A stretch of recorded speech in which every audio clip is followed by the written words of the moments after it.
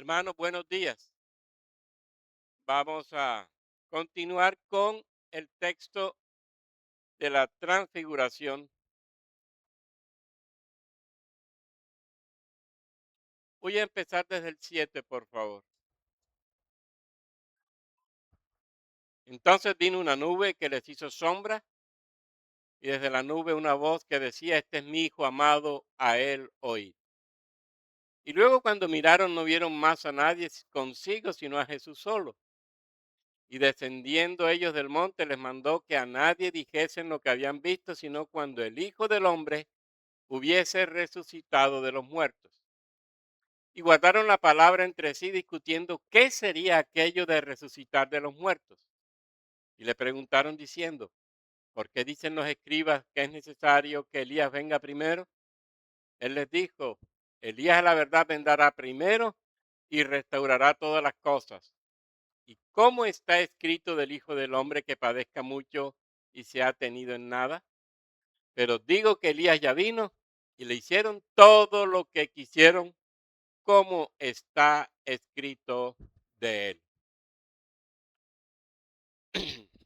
Hermanos, ya vimos cómo este texto es bien hermoso y nos da unas lecciones grandes para nuestra vida espiritual. Y si nosotros nos acercamos al texto y, por ejemplo, lo comparamos con lo que pasó en el monte Sinaí, si comparamos monte de la transfiguración con monte Sinaí, hay una relación muy grande. Fíjense, una nube cubre el monte Sinaí.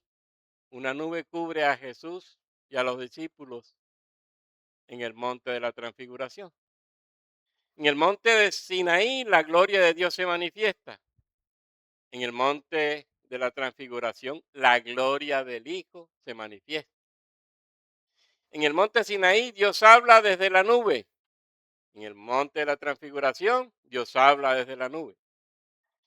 En el monte Sinaí Dios entrega la ley por medio de Moisés. En el monte de la transfiguración Dios señala al Hijo como la revelación definitiva. En el monte Sinaí, el pueblo debe escuchar la ley. En el monte de la transfiguración, el pueblo y los discípulos deben escuchar al Hijo. Fíjense que hay una relación directa y hermosa, por cierto. Y ya con eso uno queda realmente sorprendido cómo Marcos, inspirado por el Espíritu Santo, nos está haciendo una comparación extraordinaria y nos está mostrando en definitiva quién es Jesús. ¿Quién es Jesús?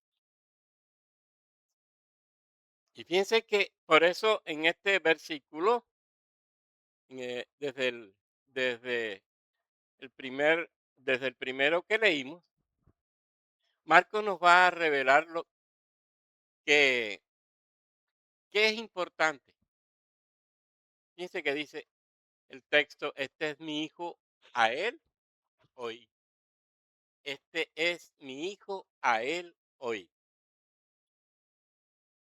Si yo me pongo a mirar a los judíos, bueno, conocían la escritura. Y oír la expresión, este es mi hijo amado,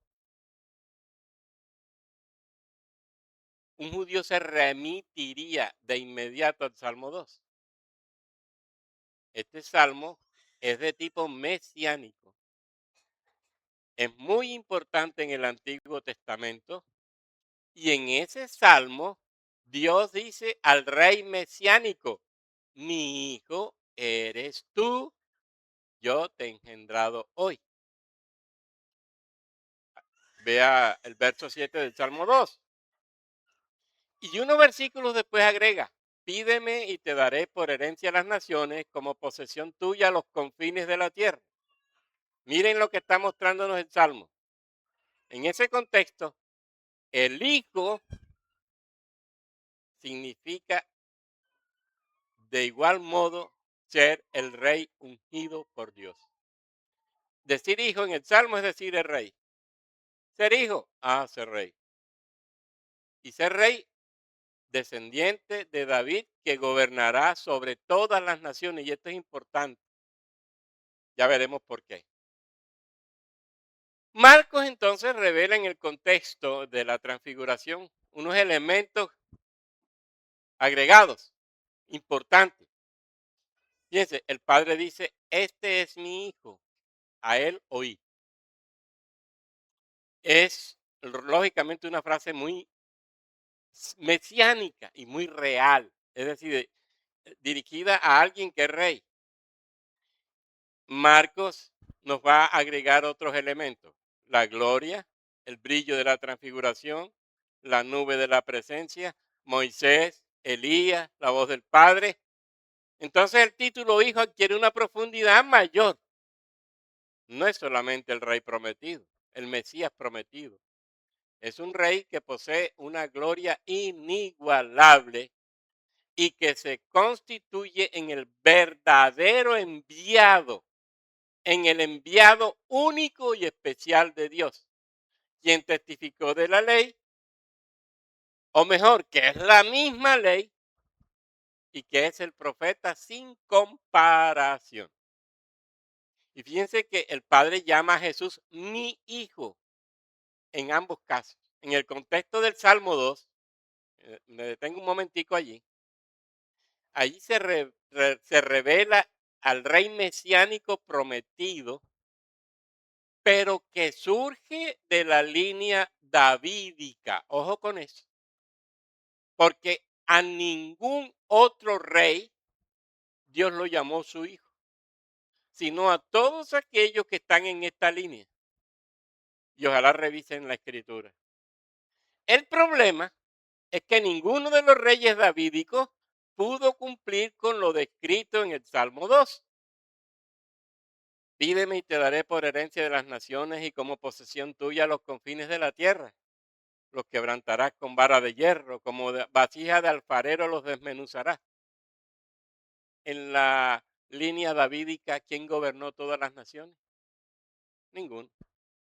¿Quién recibió reconocimiento real, universal y le dieron honra? Ninguno. ¿Quién recibió el servicio de los reyes de la tierra en la línea davídica? Ninguno. Lo que dice el texto, todos los reyes le servirán. ¿Quién derrotó todas las naciones y las gobernó con vara de hierro? Ninguno. Ni David, ni Salomón, ni Ezequías, ni Josías, ninguno de la línea davídica alcanzó esto que el Salmo revela. Y por eso el Salmo nos deja una puerta amplia abierta. ¿Quién es este rey? Se nos está hablando de un rey hijo de Dios, pero ¿quién es este rey? Un rey, lógicamente, que está, digamos, en la línea del Mesías de Dios. Ese es el rey que David no revela, que la Biblia no revela en el Salmo 2. Y fíjense que Marcos dice, a él oíd, otra afirmación extraordinaria. Marcos está relacionando, y esas palabras evocan precisamente a Deuteronomio 18:15. Moisés anunció, profeta como yo levantaré, a él oiréis. Es decir, aquí en este salmo, y lo que va a mostrarnos el monte de la transfiguración, mm, están dos cosas importantes unidas. Miren lo que pasa aquí. El rey hijo, decir en el salmo, él es hijo, es rey. Mi hijo eres tú, yo te engendré hoy, pídeme que te dé por herencia las naciones y como posesión tuya los confines de la tierra. Y todo lo que dice el salmo nos está diciendo precisamente que ese que está revelando el salmista allí es rey y es hijo, hijo de Dios. Y Deuteronomio 18 nos está revelando al profeta definitivo. Fíjense que dice, profeta como yo levantaré, a él oiréis. Rey, profeta, rey, profeta, rey, profeta. Y fíjense que Lucas, en el capítulo 9, verso 31, nos va a decir que Moisés y Elías hablan con Jesús acerca de su partida o de su éxodo. 9:31. El evangelista nos está diciendo, hablaban de su partida que iba Jesús a cumplir en Jerusalén. ¿Y qué era lo que iba a pasar con Jesús en Jerusalén? Moriría. Él iba a ofrecer su vida en sacrificio para la salvación de muchos. ¿Qué están viendo ahí? Rey, profeta y ahora sacerdote. Miren que la, el monte no solamente nos está revelando que Jesús lo es todo, pero que Jesús es todo porque es el Hijo de Dios que es Rey, es el Hijo de Dios que es el verdadero profeta y es el Hijo de Dios que es el verdadero sacerdote. Ya Lucas nos lo deja abierto, nos muestra esa verdad. Él sería el sacerdote que iba a presentar la ofrenda, pero el sacerdote que sería la ofrenda misma, Cristo Jesús. El sacerdote que presenta la ofrenda, pero Cristo Jesús la ofrenda misma. Miren lo que está haciendo Marcos.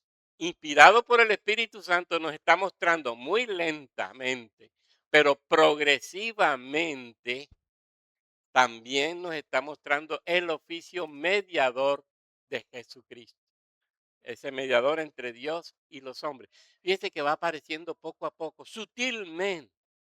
Rey porque es el Hijo de Dios, Salmo 2, que aparece allí, verdadero rey.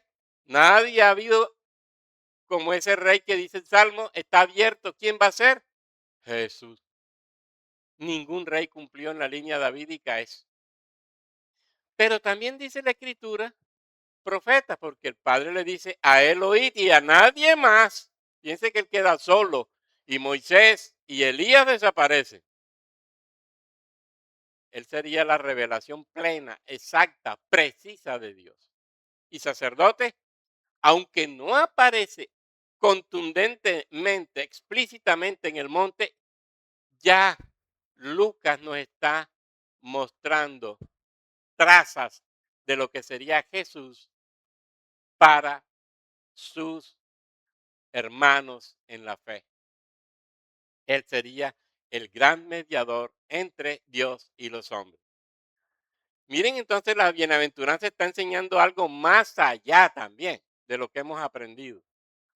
Por eso las bienaventuranzas, el monte de la transfiguración nos está enseñando más allá de lo que hemos aprendido. Tenemos que mirar de cerca para que sepamos hacia dónde nos conduce también Jesús a nosotros.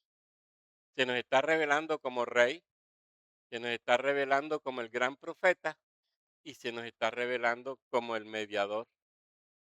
Como rey nos llama a la obediencia y a someternos a su voluntad. Como profeta nos llama a que tengamos de fundamento en nuestra voluntad su palabra, su mensaje. Y como sacerdote nos está llamando para que nosotros podamos tenerlo a Él como el gran sacrificio que nos liberó de la maldición de la ley, del pecado y de la muerte. Hermoso, definitivamente hermoso. Ahora, mire esto. Dios aquí está ratificando, está autenticando a dos siervos, a Moisés y a Elías del Antiguo Testamento. Y fíjense que en el Israel del Antiguo Testamento, la nube, el fuego, los truenos, la voz divina, todos la oyen. Y Moisés entra en la nube y sale con el rostro resplandeciente. La gloria de Dios autentica y ratifica a Moisés en su ministerio. ¿Se acuerdan de eso, verdad? El pueblo entiende que Dios ha hablado por Moisés. Por eso durante siglos, voy a decirlo así, nadie discutía acerca de Moisés como el mediador de la ley. En el caso de Elías, la ratificación de su condición de profeta, la autenticación de su condición de profeta es distinta a la de Moisés. Su función es otra. Fíjense que Elías aparece cuando Israel ha abandonado la ley de Dios. ¿Y qué hace este profeta Elías? Llama al pueblo a volver al pacto. Dios autentica y ratifica a Elías como profeta respaldando sus hechos. Y miren que Elías hace grandes cosas. Sequía anunciada por su palabra, aceite y harina para la viuda, resurrección de la hija de la viuda, fuego del cielo en el monte Carmelo, el juicio sobre los capitanes de Ocosías, en el Horeb, Dios vuelve a hablarle y todo demuestra que ese eterno Padre respalda a su profeta, lo ratifica como su profeta.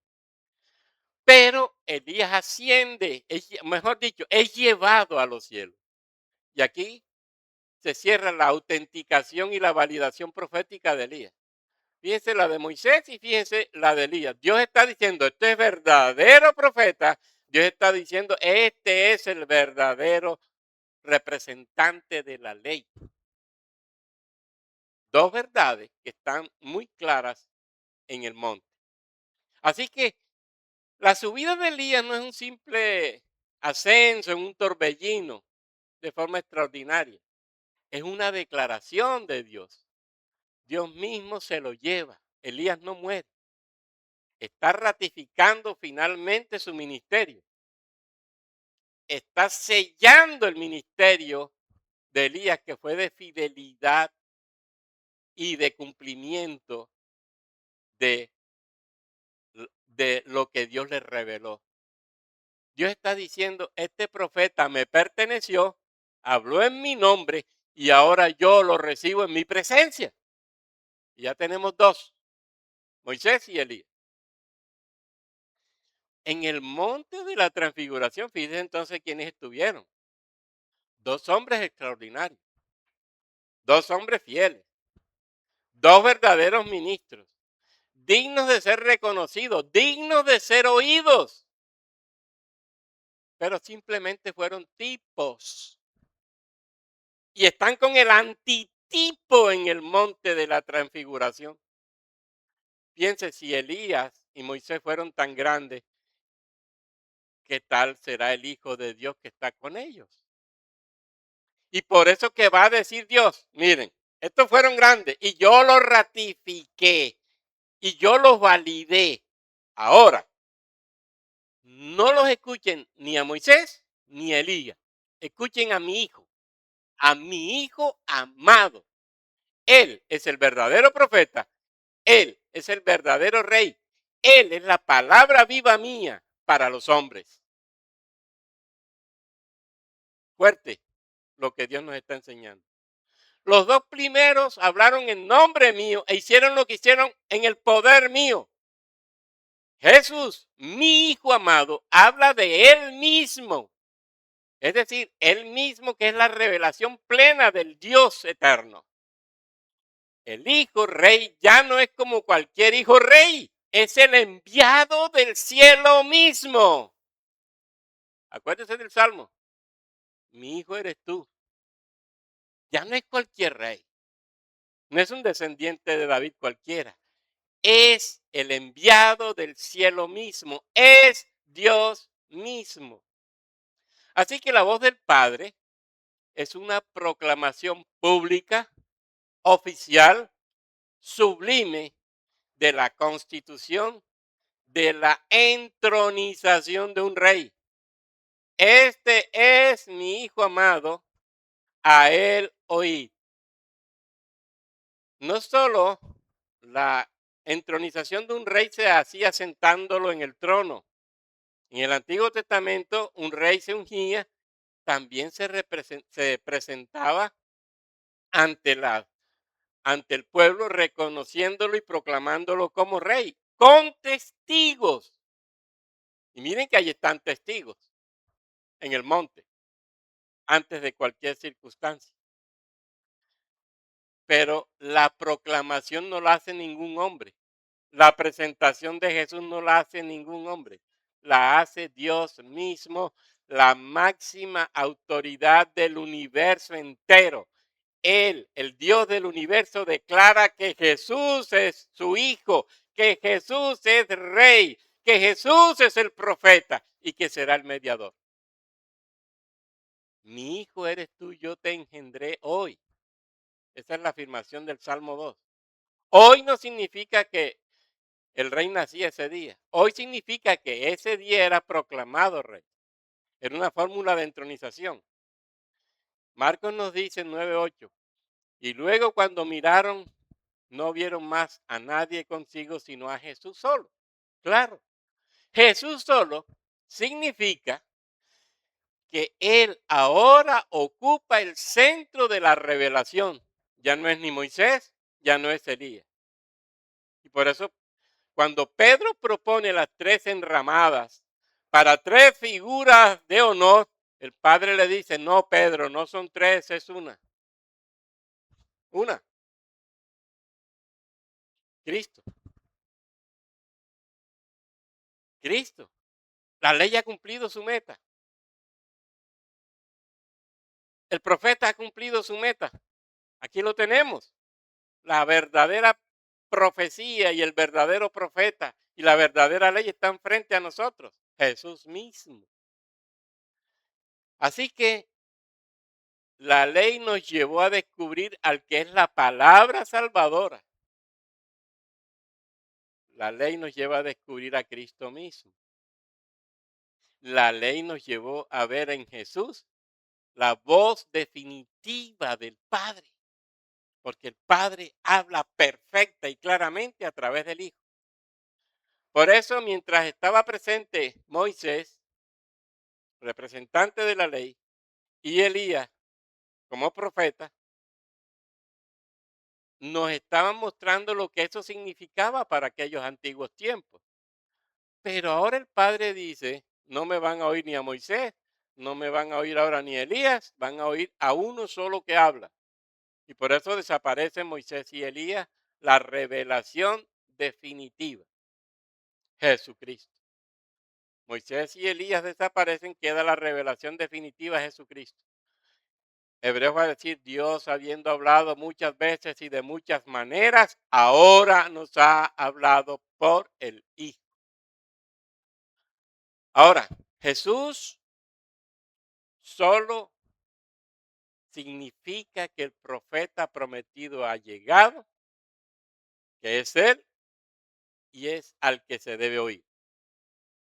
Por eso el aquel que anunciaba antes desaparece. El verdadero anunciador y testigo de la palabra ha llegado. Y que el verdadero rey está presente y que la ley está presente. Y que el mediador está presente. Mire por dónde vamos. Monte de la Transfiguración nos está enseñando una gran verdad. Ahora, Jesús solo responde al deseo de Pedro. Otra vez, Pedro quería tres enramadas. ¿Por qué? Porque veía tres. Y tres grandes autoridades. El Padre corrige a Pedro en esa percepción. Ya no puedes construir tres. Los otros desaparecen, solo queda una. Pero ni siquiera eso debe hacer. Porque el problema no era levantar un monumento al Hijo. Ahora el problema es escuchar al Hijo. Escucha al Hijo. Y miren lo que ya va eso implicando. Moisés nos dijo hay que cumplir la voluntad de Dios. Jesús me dice, yo soy el cumplimiento de la voluntad de Dios. Elías me dice, espera al Mesías, que él hablará de Dios. Jesús me está diciendo, yo soy el Mesías, yo hablo de Dios. Los sacrificios decían, vendrá una expiación. Jesús dice, yo soy el Cordero de Dios que quita los pecados del mundo. Vendrá un rey, yo soy el rey. Fíjense que el cuadro último de la transfiguración no es Moisés con las tablas, no es Elías con su manto, No son tres figuras compartiendo la gloria, es Jesús solo mostrando su gloria. Y eso es lo que Marcos quiere que entendamos y quiere que guardemos en nuestro corazón. Dios ha hablado completamente en Cristo Jesús, nos está diciendo. Y por eso es Él el que ocupa el lugar central en el Evangelio. No hay más. Esto repasando de lo que ya de lo que hemos visto. Y fíjense que ahora dice mm, Marcos. Es importante porque lo que significa.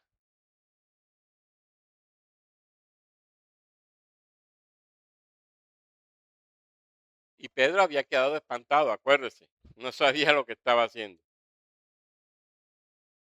Luego, verso 8, cuando miraron no vieron más a nadie, sino a Jesús solo. Y descendiendo ellos del monte les mandó que a nadie dijesen lo que habían visto, sino cuando el Hijo del Hombre hubiese resucitado de los muertos.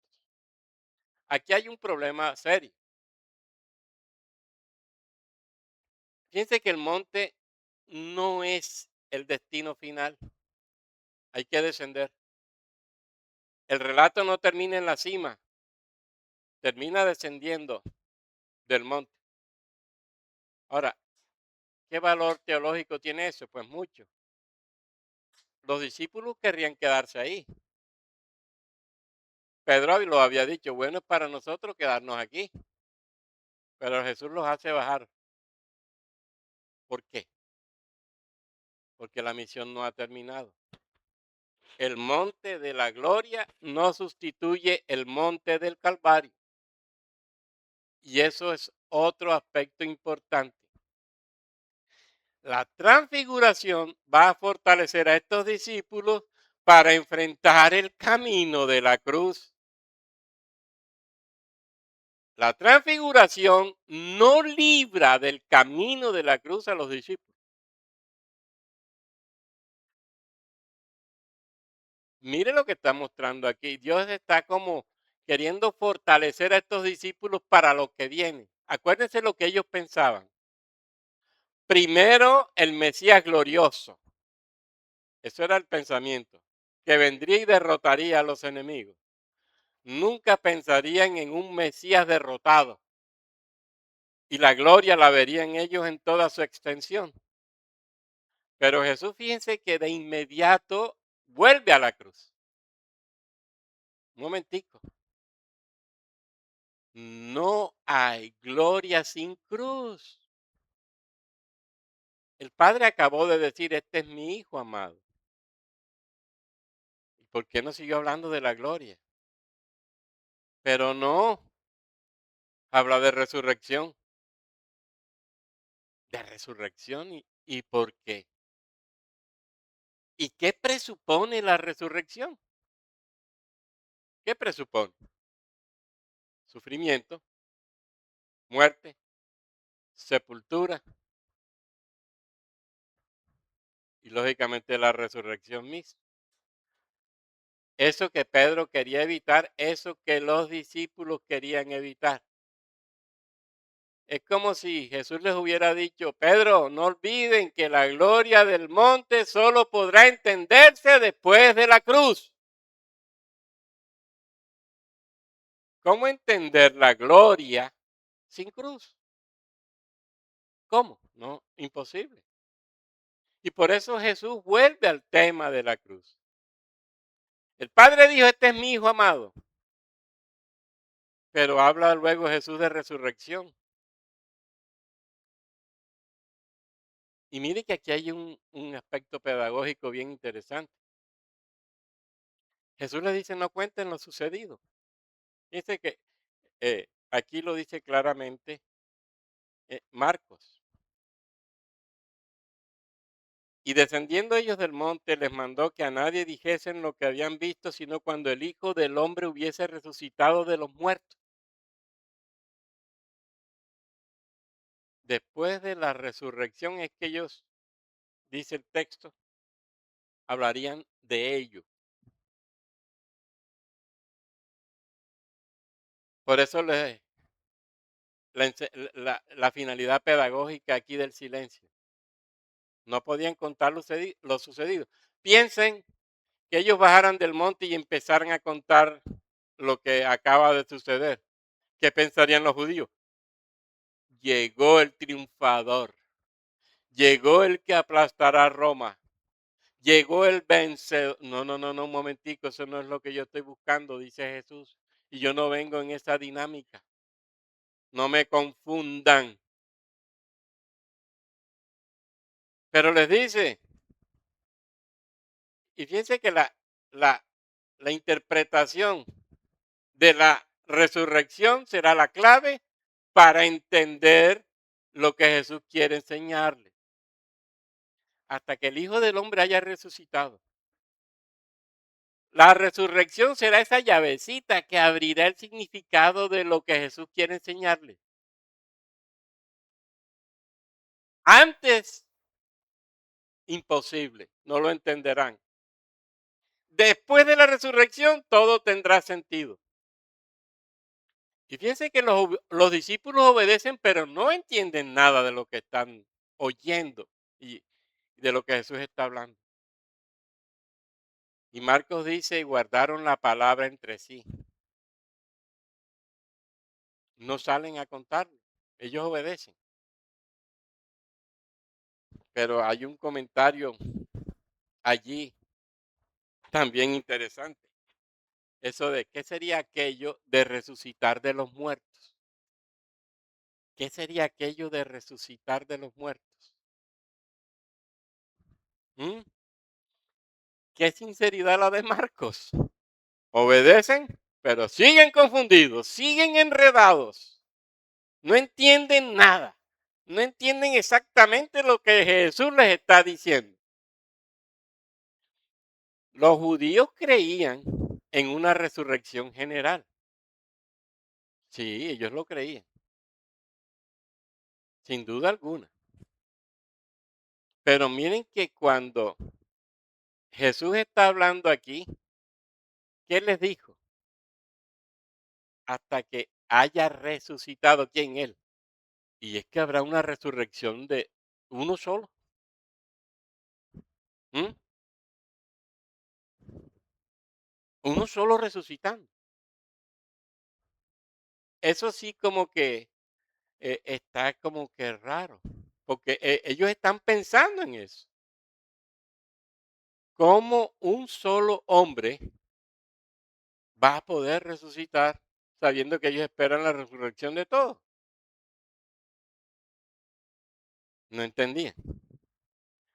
Repito, los judíos creían en una resurrección final de los tiempos.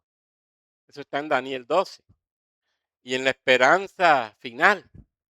Lo que les desconcierta no es la idea de la resurrección en sí misma. Lo que no entienden es que el Mesías resucita individualmente. ¿Cómo es eso? Y después de sufrir y morir, ¿cómo es eso? Dice estos hombres que realmente, ¿qué va a pasar en todo caso? Eso no encaja en sus expectativas.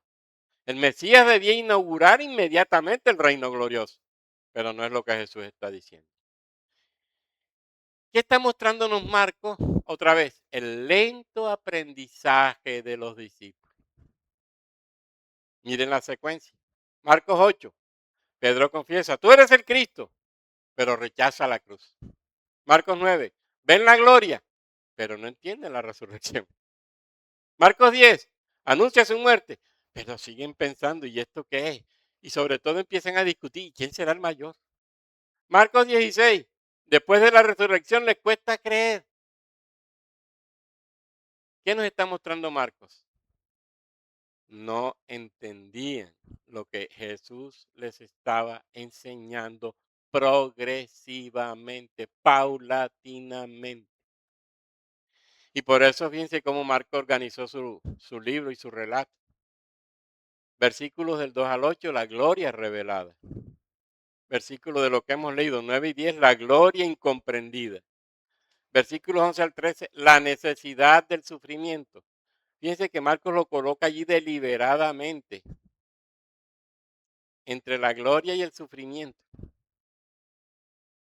¿Mm? Versículos 9 y 10, entre la gloria y el sufrimiento. 2:8, la gloria revelada. 11 y 13, la necesidad del sufrimiento. 9 y 10, la gloria incomprendida. En la mitad está la gloria incomprendida.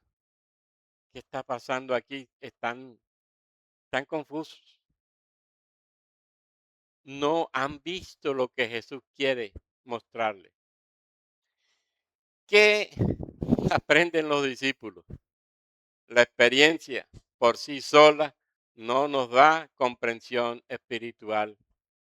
Marcos quiere enseñarnos que la fe cristiana no se basa simplemente en haber presenciado hechos extraordinarios, sino en comprender esos hechos a la luz de la obra completa de Cristo y de las Escrituras.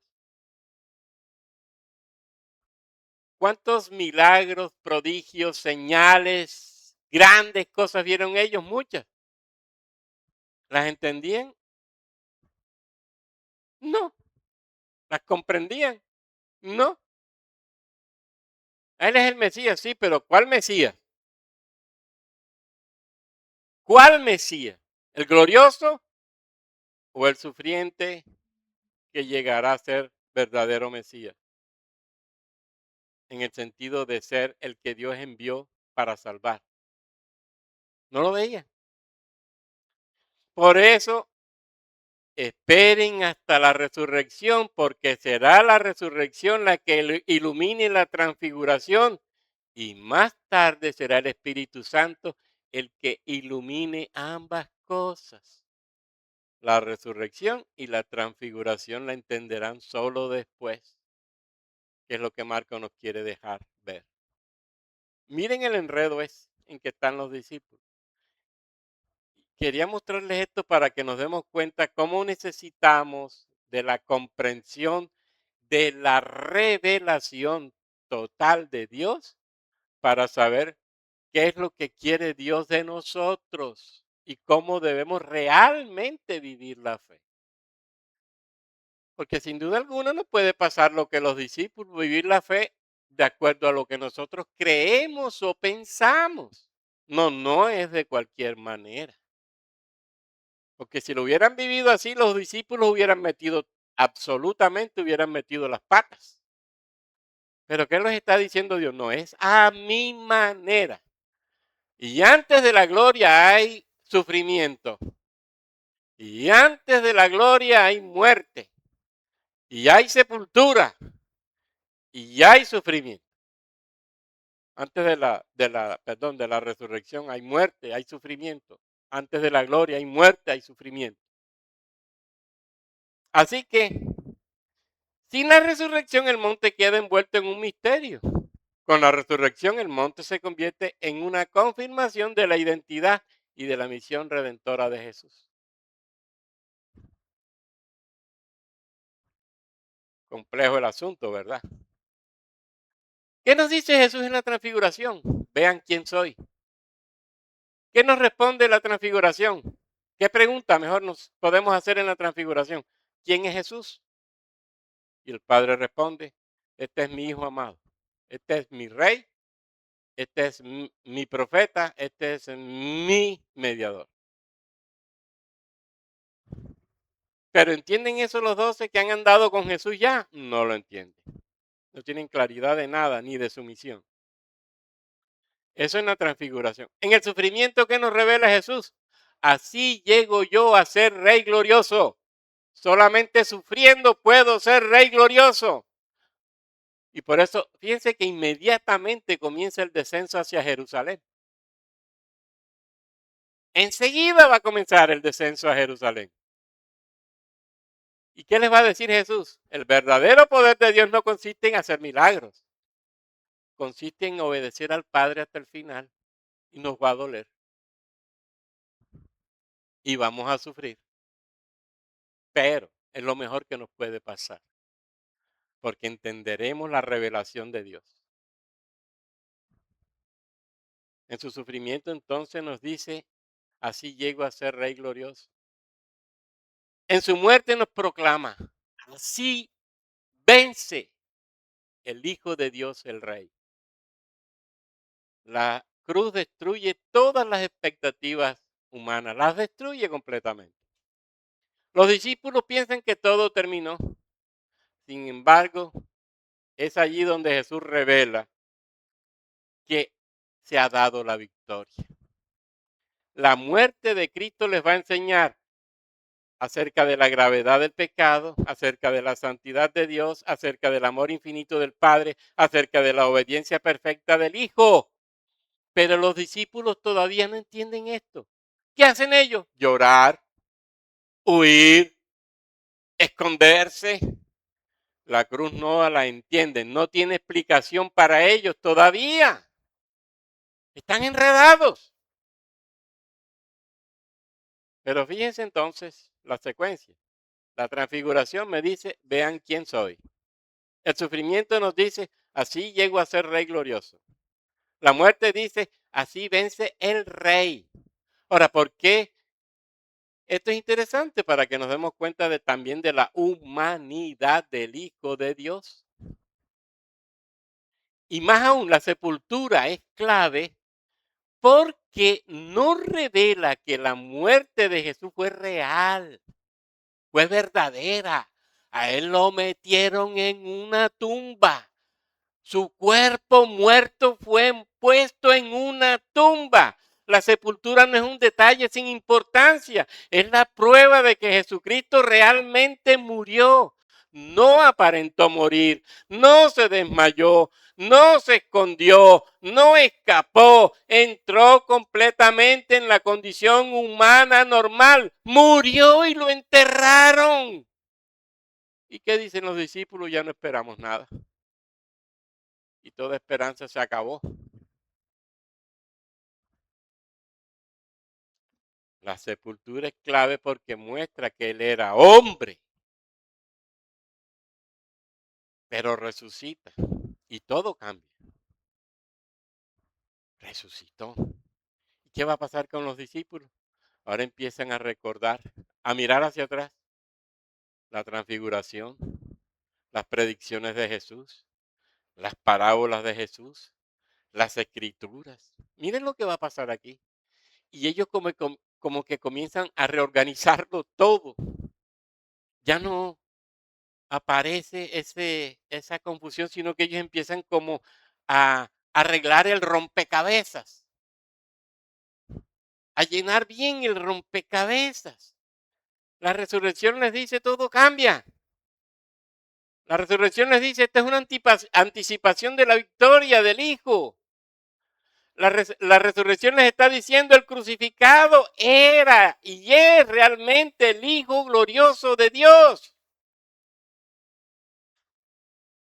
Fíjense que entonces todo empieza otra vez empieza a coger sentido.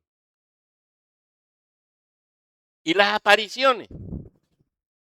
Piense que en las apariciones Jesús les enseña 40 días que van a pasar, pero donde ocurren eventos extraordinarios. Lucas dice que les enseñaba y les abrió el entendimiento para que comprendiesen las escrituras. ¿Qué les había dicho Jesús? Es necesario que el Hijo del Hombre muera y resucite para que ustedes vean todo esto. ¿Y qué está diciendo Lucas ahora en 24? Les abrió el entendimiento para que comprendiesen las escrituras, que ellos tenían que ver la realidad que Jesús iba a padecer para que le encontraran sentido a la misión de Jesús. Antes no lo hubieran entendido. ¿Cómo lo iban a entender? Y por eso las apariciones nos están diciendo, Jesús empieza a aclararle a sus discípulos las escrituras y la misión de él. En sus enseñanzas todo esto empieza a darse. Y Jesús asciende. El rey ocupa su trono. ¿Ellos qué dirían? Cristo entró en su gloria para siempre. pero la ascensión será la realidad permanente de Jesús, porque allá va a ser glorioso, se va a sentar en el trono otra vez. Cristo entra en su gloria para siempre. Lo que fue la transfiguración, mostró su gloria, ahora la tiene. Y en la ascensión, ¿qué dirían ellos? Otra vez Jesús recuperó su trono. Pero aparece Pentecostés. Y ahora entienden todo. Este es el momento decisivo para ellos. Jesús había prometido, el Espíritu Santo les enseñará. El Espíritu Santo recordará todas las cosas. Él los guiará a toda la verdad. ¿Y qué va a pasar luego? El Espíritu realmente ilumina su entendimiento y ocurre algo maravilloso. Aquel hombre que hizo 3 enramadas en el monte de la transfiguración, ahora, luego que se ha dado todo esto de Pentecostés, lo vemos predicando con una claridad impresionante. Ahora entiende todo. Y ahora todo lo lleva a Cristo. Mira el discurso de Pedro en Hechos. Absolutamente todo lo lleva a Cristo.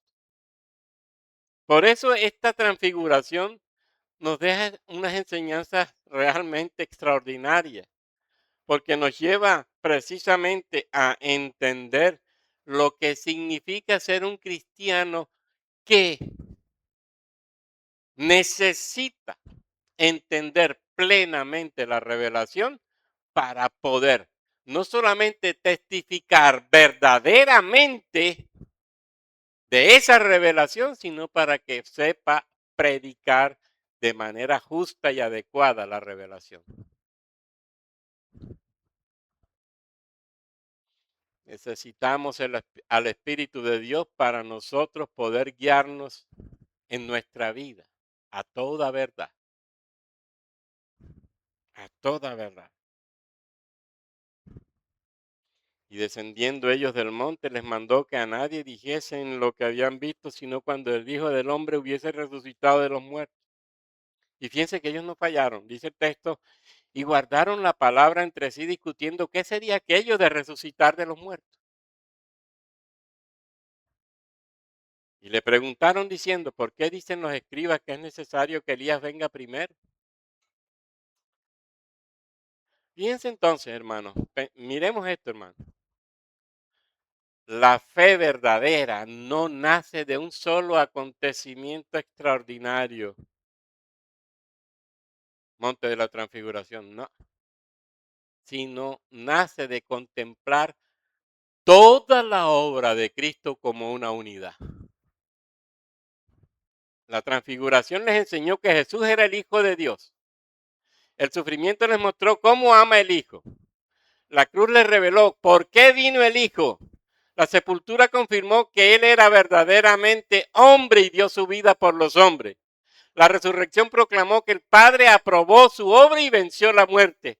La ascensión declaró que el Hijo reina a la diestra del Padre.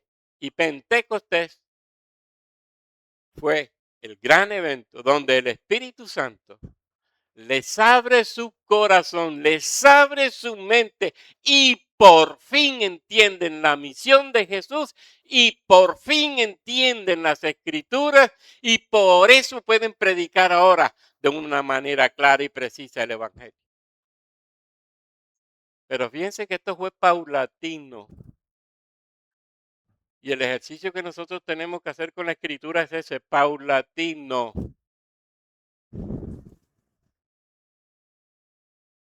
Por fin la anunciarán con claridad. Por fin el Evangelio correrá en el mundo de una manera sabia y precisa.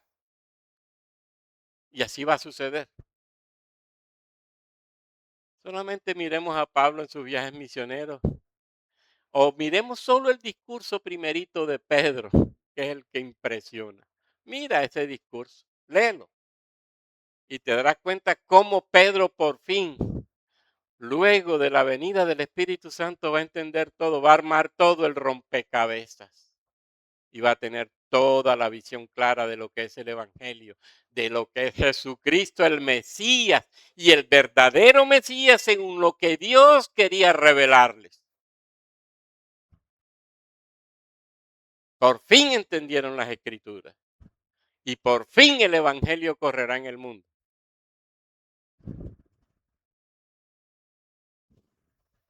Y hay una pregunta que hacen, ¿por qué dicen los escribas que es necesario que Elías venga primero?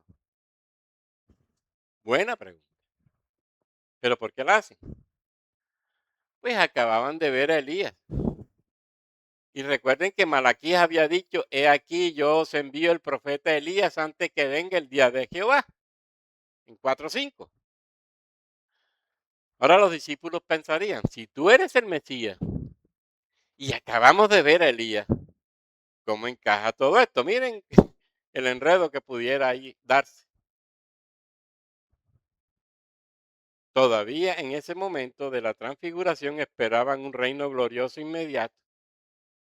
La pregunta es lógica, pero no la van a comprender sino luego, como hemos dicho antes. Y Jesús les da la primera razón y les dice, Elías a la verdad ya vino y restaurará todas las cosas. Los escribas tenían razón, pero solo en parte. Jesús no está negando a Malaquías, está confirmando la profecía. Lo que dijo Malaquías es cierto, pero les cambia de inmediato el enfoque y les va a mostrar algo que ellos no esperaban. ¿Y qué no esperaban ellos? Que Jesús les dijera, como está escrito del Hijo del Hombre, que padezca mucho y sea tenido en nada. Extraordinario lo que acaba de decir. Miren el cambio. ¿Qué pasa con Elías entonces? Antes de seguir hablando de Elías, ¿qué va a decir Jesús? Piensa en otra profecía. ¿Qué dicen las escrituras acerca del Mesías? Que debe sufrir. ¿Qué cambio? Y es radical. Los discípulos estaban concentrados en la restauración gloriosa. Jesús los obliga a mirar el sufrimiento del Mesías. Sí lo ven, hermano. Sí lo ven, ¿verdad? ¿Mm?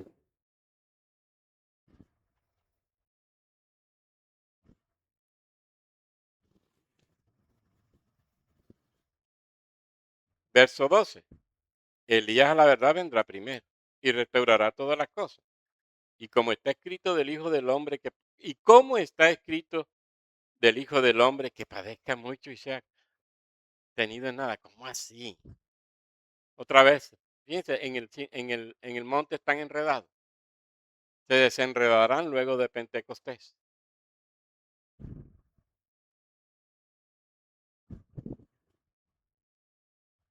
Y fíjense que Jesús está pensando acá más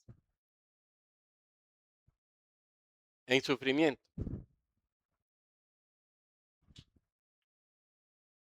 Le están presentando una profecía acerca de Elías, pero él está, además de eso, proponiendo otra profecía.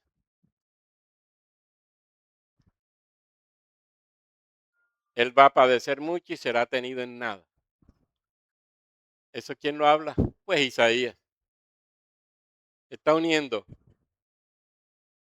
el siervo sufriente con el Hijo de Dios, Rey. Ellos no entendían eso, ¿cómo así? El siervo de Dios sufrirá. Elías vendrá. Habrá restauración. Pero ¿cómo así que el siervo de Dios sufrirá? Habrá redención. ¿Qué nos está diciendo Jesús? Sí, Elías va a venir, pero el Mesías va a sufrir. Inclusive Elías sufrirá.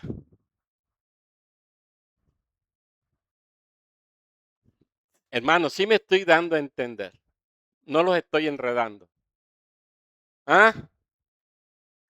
Miren lo que está haciendo Jesús aquí. Vuelvo y repito. Elías, la verdad, vendrá primero y restaurará todas las cosas. ¿En quién pensaría Jesús? Pues lógicamente no en el Elías del Antiguo Testamento, sino en Juan el Bautista.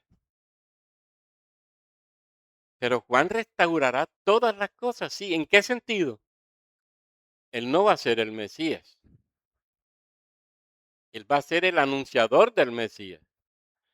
¿Y cómo restaurará todas las cosas? Llamando al arrepentimiento y llamando a la búsqueda de Dios.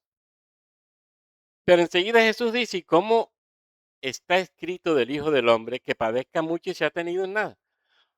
El Hijo del Hombre, el ser glorioso de Daniel sufriendo. Me la puso difícil otra vez Jesús. Para un judío, lógicamente. Está pensando en lo que es el verdadero Mesías. El Mesías que viene a salvar, pero el Mesías que viene a sufrir. El Mesías que viene a liberar, pero el Mesías que viene a padecer para salvar. Une dos profecías. Malaquías 4, Elías vendrá. Habrá restauración, claro. Eso fue lo que hizo Juan, llamar al arrepentimiento y a la búsqueda. Pero olvidaban Isaías 53. El siervo de Dios sufrirá. Elías llamará, pero vendrá el siervo de Dios y sufrirá. Y habrá redención. Dos cosas está mostrándonos aquí Marcos. Si Elías, sí, Elías debe venir, pero el Mesías debe sufrir. ¿Cómo es eso?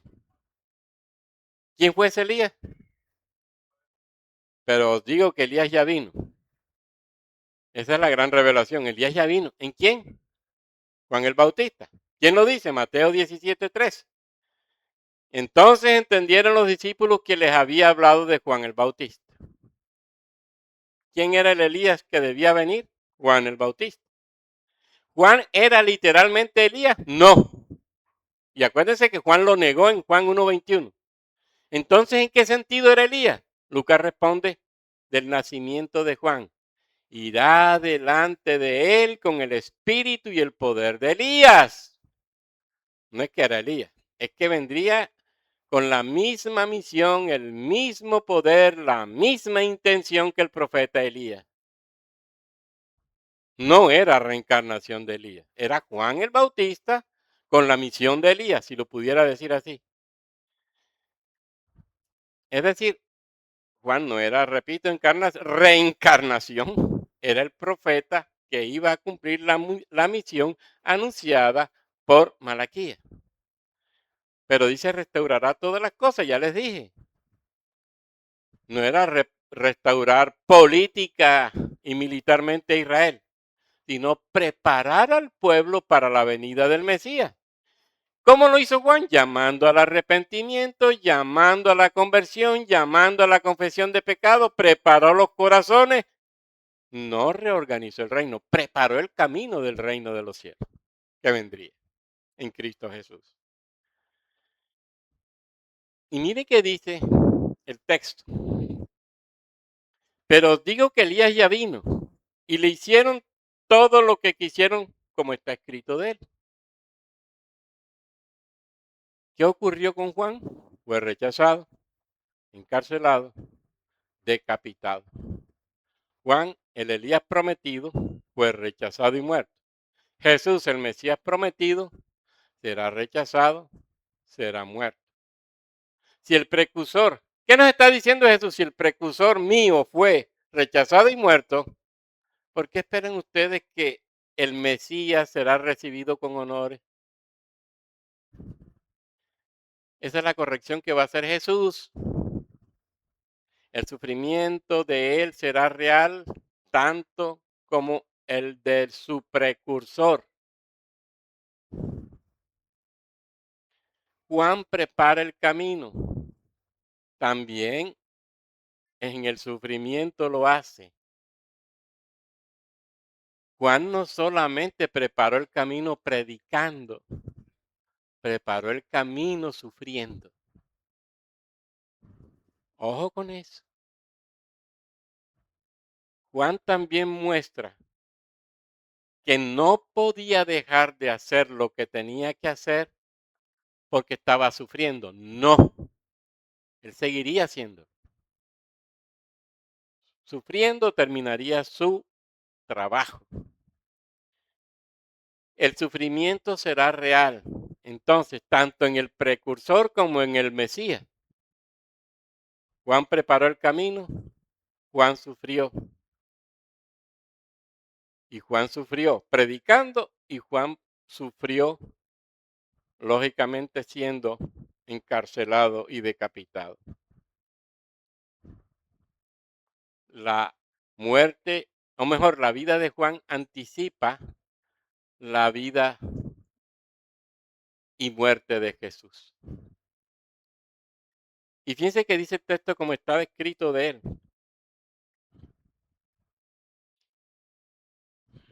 Estaba predicho eso. Pero también dice arriba, y como está escrito del Hijo del Hombre que padezca mucho y se ha tenido en nada. También estaba escrito. Es decir, sufriría el precursor, sufriría el Mesías. Ahora, repito, esto va a ser lo clave aquí. Porque luego que esto sucede es cuando los discípulos van a tener claridad para la comprensión del Evangelio. Hermano, ¿qué nos enseña todo esto? Yo espero que me haya dado a entender, porque realmente aquí hay algunos aspectos que enredan un poquito. Pero ¿qué nos está diciendo Marcos aquí, en términos simples? Fíjense que Jesús definitivamente, según el Evangelio de Marcos y en la transfiguración, es el Mesías de Dios. Uno, es el Mesías de Dios. Dos, es el Rey de Dios. Es el profeta de Dios. Es el mediador de Dios. Eso que no nos quede duda. Dos, eso no lo entendieron los discípulos mientras vivían con Jesús en ese tiempo. Tres, ellos no entendían que un Mesías no podía sufrir. Ellos no entendían que el Mesías tenía que sufrir, perdón. Que el Mesías eh, pasara por sufrimiento sería ilógico. Sin embargo, Marco nos revela que sufriría y los sinópticos lo revelan claramente. Lo otro, la transfiguración nos revela que Jesús se va a constituir realmente en la persona que va a abrirnos el camino para llevarnos a la gloria, pero para que por fin, mediante el envío del Espíritu Santo, nosotros podamos entender toda la revelación. Hoy, ¿qué necesitamos para nosotros entender toda la revelación? La gracia del Espíritu, la sabiduría del Espíritu y el trabajo que nosotros realicemos estudiando la Escritura. ¿Y cómo lo hará el Espíritu? Iluminando nuestra conciencia. Ya no hay revelación. Ya no hay revelación. Ya hay iluminación. Ya no hay, y sin duda alguna, inspiración bíblica. No hay ni revelación bíblica y no hay inspiración bíblica. Hay, sigue es claro, iluminación bíblica. ¿Por qué? Porque la revelación la dio Dios completa. La revelación fue escrita, inspirada por el Espíritu Santo y quedó completa. Aquí está. Pero la comprensión de la revelación inspirada por el Espíritu Santo, ahora nos toca entenderla bajo la iluminación del Espíritu Santo. Ese es el trabajo que hoy nos queda a nosotros. ¿Cómo comprender el mensaje completo de Jesús si no es precisamente en este ejercicio? Desde la revelación total y completa que tenemos, que inspiró el Espíritu Santo para que nosotros, iluminados por el Espíritu Santo, la entendamos. Lo que le faltó a los discípulos fue eso. Por eso los enredos, los enredos, los enredos. ¿Por qué fallamos nosotros? Porque nos falta la comprensión de la Escritura. Nos falta sentarnos con cautela, doblar nuestras rodillas antes de estudiar la Biblia y decirle, Espíritu Santo, yo por mí mismo esto no lo puedo comprender. No lo puedo comprender. Como no lo comprendieron nunca los apóstoles cuando no había venido el Espíritu Santo. Mientras el Espíritu Santo no nos esté ayudando en la comprensión de la Escritura, vamos a tener problemas. Por eso, ya hablamos de oración, necesitamos estar en comunión con Dios en oración para suplicarle eso. Dios mío, en el nombre de Jesús, ilumina mi mente y mi corazón para que cuando me siente a estudiar tu palabra yo la pueda entender. Porque no es posible si no es así. Yo les decía a ustedes, nosotros podemos sentarnos a estudiar la Biblia como intérprete y cualquier libro uno se sienta a leerlo como intérprete. Pero si tenemos la conciencia clara de lo que significa interpretar la revelación de Dios, esa que fue inspirada y que nos quedó en este texto. Este no es un libro cualquiera que yo puedo leer de modo cualquiera. Si los textos de los hombres, un texto de García Márquez, un texto de William Shakespeare, un texto de Pablo Neruda, un texto de Paulo Freire, de cualquiera en este mundo, usted tiene que tener unos elementos para entenderlo. Para entenderlo, ¿cuánto más la escritura? Yo no puedo sentarme con un libro de William Shakespeare a estudiarlo de acuerdo con lo que yo creo o pienso. Necesito una fundamentación desde Shakespeare para poder leer y entender. Para yo leer y entender la escritura, necesito la revelación especial, perdón, la iluminación especial del Espíritu Santo para entenderlo. Y eso implica estudio, estudio, no más. Y el Espíritu Santo hará su obra. Fíjense el enredo en que estaban los discípulos. ¿Cuándo entienden todo? ¿Y cuánto habían leído? ¿Y cuánto habían oído? ¿Y cuánto habían visto? No entendían. Pero yo sí quiero entender de buenas a primeras. No, no puedes. No, no puedo. Así que hermanos, si es por el Espíritu Santo, solo los creyentes pueden hacerlo. Los verdaderos creyentes son los que tienen al Espíritu Santo y son los que pueden sentarse a hacer este trabajo. Los que no tienen al Espíritu Santo no pueden hacer esto. Los que no tienen la fundamentación básica no se podrá hacer. Fíjense que uno como pastor tiene que ayudarse de tantas herramientas. Y yo digo de tantas herramientas porque es mi experiencia. Y a veces uno se queda como que corto y muy corto frente a lo que uno quiere enseñar. Pero hay que hacer el ejercicio. Y poquito o mucho el Señor nos permite enseñar algo. Pero enseñar algo que sea según lo que Él establece, no según lo que el intérprete quiere. Ese es el ejercicio de todos los días. Y ojalá que nosotros seamos cautelosos cuando de estudiar la Biblia se trate, cuando de interpretar la Biblia se trate, cuando de vivir la vida se trate. El mensaje de hoy es ese. ¿Cómo entender toda la obra de Cristo si no tengo claridad en el Espíritu Santo? Termino diciendo, en el Antiguo Testamento se habla de y eso lo dice Isaías y lo repite Oseas, mi pueblo perece porque le falta conocimiento. Y ya sabemos que el conocimiento al que se refieren los profetas no es solamente saber Biblia, sino intimidad con Dios. ¿Cómo tener el conocimiento de Dios si no conozco la Biblia y no tengo intimidad con Él?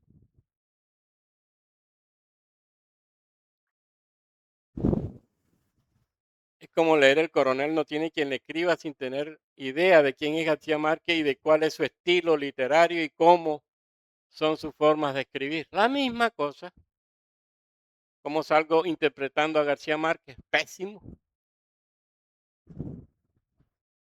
Hermanos, que Dios nos ayude a entender estas verdades. Miren que solamente los discípulos lograron ver la verdad después de la resurrección, después de recibir el Espíritu. Ojalá sea ese nuestro caso, para poder vivir la vida cristiana como debe ser y para poder glorificar a Dios haciendo nuestro trabajo, llevando el Evangelio a toda criatura como debe ser. Y como siempre, al Dios Trino y Dios Uno, gloria, honra y alabanza por siempre. Amén. Padre, gracias. Gracias te damos por esta enseñanza. Realmente a veces nos cuesta entender los pasajes, transmitir los pasajes, la enseñanza. Pero aquí estamos, Señor, haciendo el esfuerzo en tu nombre y con tu ayuda, porque queremos bendecir a tu pueblo, porque queremos glorificarte a ti. Eso es lo único que nos interesa, enseñar tu palabra para la madurez nuestra, para la madurez de todos los que estamos aquí. Es cierto que nos falta mucho como pastores y maestros, pero seguimos en la brega, clamando a ti, buen Dios, para que con la guía de tu Espíritu Santo y el esfuerzo que tú nos permites hacer, usando ciertas técnicas y procedimientos, podamos lograrlo. Queremos entender el mensaje tuyo, Señor. Queremos entender tu verdad. Que no nos pase lo que le pasó a los apóstoles, que solo lo vinieron a entender al final. Pero qué hermoso, porque no los dejaste sin comprensión, Señor. Les mostraste tu mensaje, les revelaste tu verdad y ellos al fin lograron ser lo que tú querías que fueran, testigos verdaderos del Evangelio. Señor, perdónanos por fallar muchas veces en la predicación y en la enseñanza,